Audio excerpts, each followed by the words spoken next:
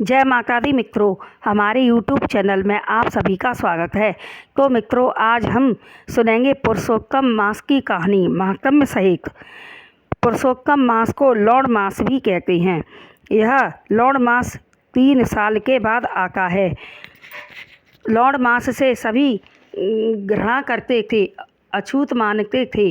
लौड़ मास की प्रार्थना करने पर भगवान पुरुषोत्तम ने अपना नाम दिया और कहा, इस माह में जो लोग कथा, भागवत, धर्म, पुण्य, तीर्थ यात्रा एवं हवन, दान, पुण्य, दीपदान आदि करेंगे, वह मेरे को ही प्राप्त होंगे।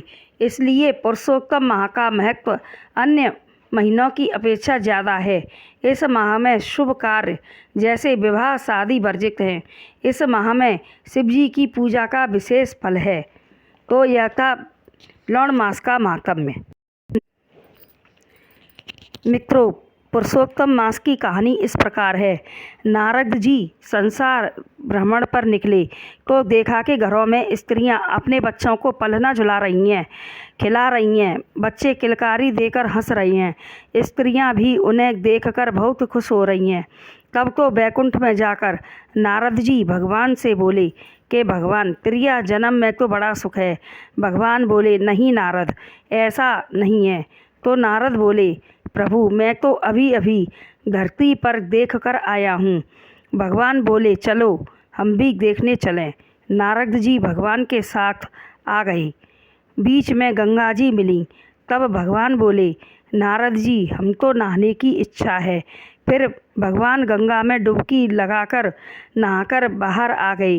नारद जी ने गोता लगाया तो नारी बन गई और भगवान अंतर्धान हो गई।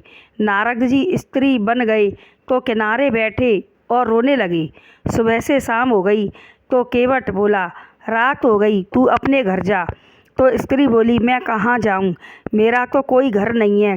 तो केवट बोला कि चल मेरे घर, मेरी स्त्री बनकर रह लेना, मेरी भी कोई रोटी बनाने वाली नहीं है। तब तो वह केवट के साथ चली गई और रहने लगी। रहते रहते उसे 12 साल हो गए तथा 12 साल में 12 बच्चे हो गए। अब वह बड़ी परेशान, न खावे न पीवे, न भजन कर पावे, सारा दिन बच्चों में ही लगी रहवे। कोई खा रहा है, कोई हिंग रहा है, कोई रो रहा है, कोई गा रहा है। बच्चों में ही लगी रहती थी। किसी को सुलाना है, किसी के कपड़े धोना है, आदि कामों से बहुत परेशान थी। एक दिन भगवान भिक्षा लेने आए। माई भिक्षाम देही। तब वह बोली, है जे कैसा भिक्षा मांगने चला आया है, मैं तो पहले से ही परेशान हूँ। तब भगवान ने कहा कि त्रिया जन्म में तो बड़ा सुख है। यूँ कहकर चले गए। ऐसे ही दूसरे दिन फिर आए, ऐसे ही कहकर फिर चले गए। तब भगवान ने सोचा कि नारद जी तो घर गृहस्थी में फंस गए, उन्हें बिल्कुल भी याद नहीं है, न ज्ञान है, इसलिए नारद जी को ज्ञान देना चाहिए।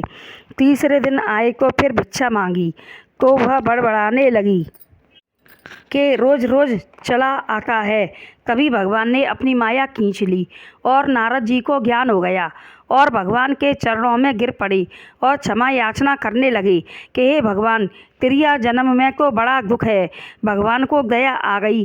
तब नारद जी बोले, भगवान, इन 12 बच्चों का कुछ करो और 13वां पेट में है, भगवान उसका भी कुछ करो। तब भगवान ने 12 बच्चों के को 12 महीने बना दिए और 13वां महीना लौड़ का बना दिया और कहा कि यह 3 साल बाद आवेगा। अब तो लौड़ से सब दूर दूर रहने लगे, घृणा करने लगे, उसे अछूत मानने लगे। तो लौड़ भगवान की शरण में गया और कहा, मुझे तो सब लोग पास में भी नहीं बैठने देते हैं और अछूत मांगते हैं। तब भगवान नारायण ने उसके ऊपर अपना हाथ फेर दिया तथा अपना नाम दे दिया कि आज से मैं तुम्हें पुरुषोत्तम नाम से जाना जाएगा। जो तुमसे घृणा करेगा वह रौरव नरक में पड़ेगा। भगवान नारायण ने पुरुषोत्तम माह को वरदान भी दिया कि जो इस पुरुषोत्तम माह में कथा, कीर्तन, भागवत सप्ताह करेगा, सुनेगा, तीर्थ यात्रा, यज्ञ, दान, पुण्य, दीपदान करेगा और भगवान शिव की पूजा करेगा, शिव जी पर जल का अभिषेक करेगा, वह मेरे धाम को पाएगा तथा पुरुषोत्तम माह की पूजा करने को मैं अपनी ही पूजा समझूंगा।